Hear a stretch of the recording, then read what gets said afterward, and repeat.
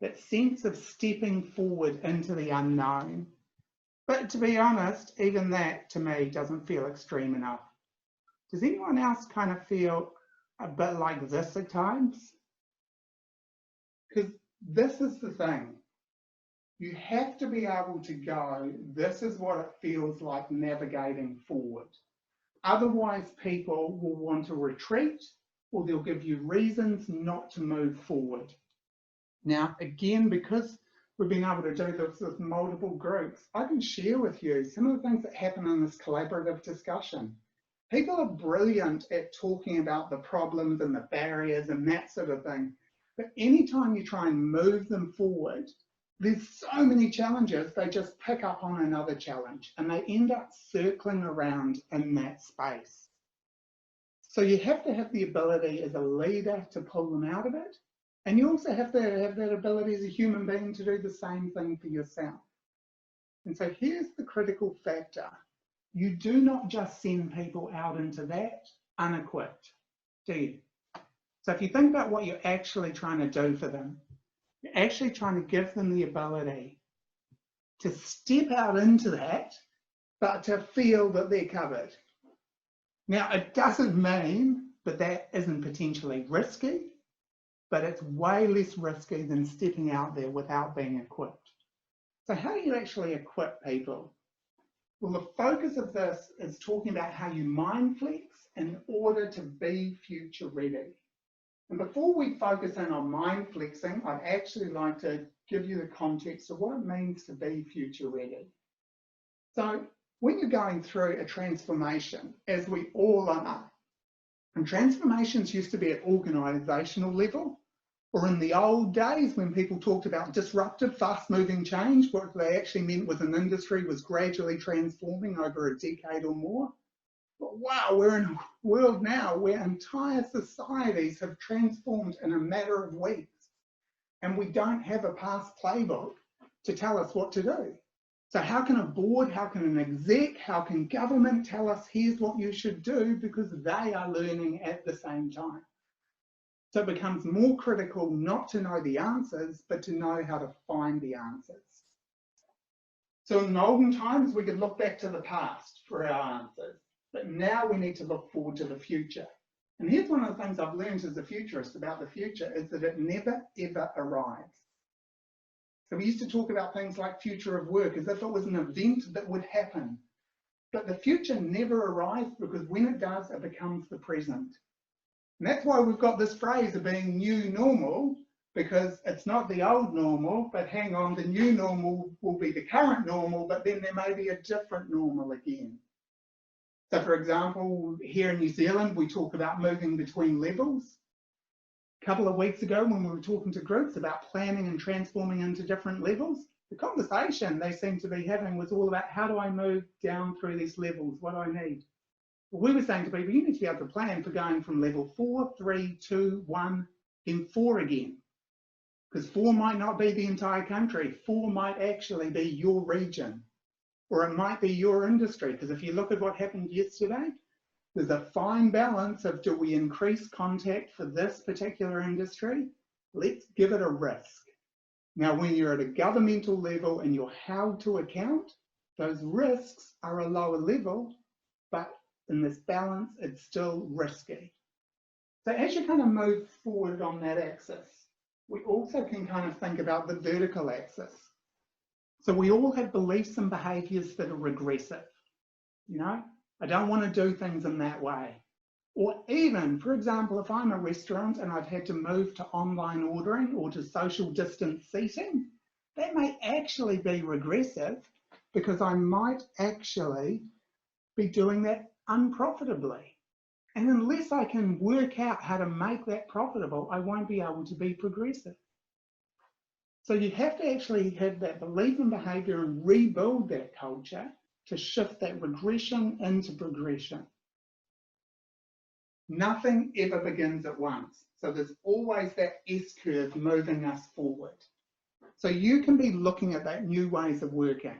Again, we won't dive into it in detail in this session, but with one of the groups, we were talking about the whole thing of online ordering for a restaurant. How new is that?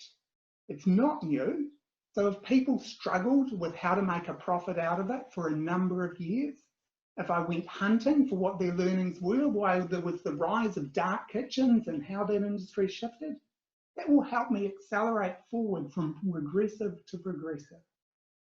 And that's that thing about if you stick with the old ways of working, then actually it could pull the organisation down. Now, here's something that I've only just realised with the change going on, from progressive to regressive. You know what the olden days are? And Greg, can I just get you to throw your mic on for a moment? Question for you. You were talking about where your HQ is. Where's your HQ at the moment? The garage. Yeah. Where are your employees working from? All over the place. Great. Home. Mainly So home. you know what progressive thinking is? Progressive thinking is going into an office building altogether. I know, wow. What a Now, concept. we had a major government client in this session who talked about one of their challenges, like a lot of organisations, will be getting people out of their homes to bring them back together. So don't kind of necessarily think of that as being going back to the status quo, because the world has shifted. Yeah. Again, the example that we gave them was, think about people who are travelling ahead of you who have done that before. So we won't do it here, but we really quickly identified for them that Yahoo, in competing against Google, brought all their remote workers years ago back into the building, while the rest of the world was going, don't you get that remote working is the future? But Yahoo had already been doing it, and they'd seen some of the problems of it. So diving into the thinking of Marissa Mayer in that case gave us insights about how do you navigate that shift. And that's what today is about. There are so many complexities. I can't tell you, here's what you should do in that situation, but I can coach you in this mind flexing skill to discover those signs for yourself. Because if we kind of then think about what you're trying to do is create that next SCurve, and it's an amazing opportunity. And this is the space we kind of just in at the moment where we don't know how to navigate between the two. Now, just to give you a sense here, now I'm going to be asking you in a moment, where do you think your team, the people around you, are anchored in these kind of levels? So I'll just explain each level as I do it. The first is that there are people who are resistant. So you try and make change, you can think of all of them now, and they just resist against it. Some of them do it really overtly, but some of them sabotage behind the scenes. Now, one of the things to recognise is that we all have some resistance within us. So resistance can be really important at times. I don't know, does anyone have a car that doesn't have any brakes? And I could do an online poll about that, but watching your expressions, I think we all know that resistance is important at times. But do you ever get anywhere if you've got someone who just sits on the brake pedal? Or do you get around the corner faster than a competitor if you don't know when to have resistance and when not to? The next level there is reactive. And that's what's happening to the world right now. This pandemic, that for example, Bill Gates of Microsoft stood on a TED stage in 2015 and said there's going to be a pandemic and we're not prepared for it. When it arises, then we react to it. And by the way, it's really easy to go, oh, we should have listened to Bill Gates then, but how many other people were standing on stages saying there were other major things we needed to watch out for, and those things haven't come to pass? So the ability to discern which signals to listen to and which not to are really important. And that's why people talked about being disrupted. Because again, slow moving change. If I look at the sharing economy, the way that we travel and shifting, people reacted to those when it was too late. But again, it's really easy when people give really simplistic case studies to go, that Blockbuster should have seen Netflix. No, you can do that with hindsight. But do you cannibalise your existing business, your existing revenue stream to do something that is unknown that at the time seems ludicrous? So then what you have is you have reflective thinking. And this is the classic way we've done strategic planning. And it's still incredibly important. However, the thing with reflective thinking is that you can only use your wisdom if you've lived in those times before.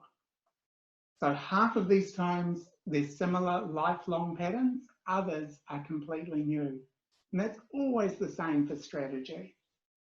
So how can someone give advice whether to move into online ordering or to whether to move into click and collect or to say, actually, those are two old-fashioned ways of doing things, and what we actually need is predictive deliveries.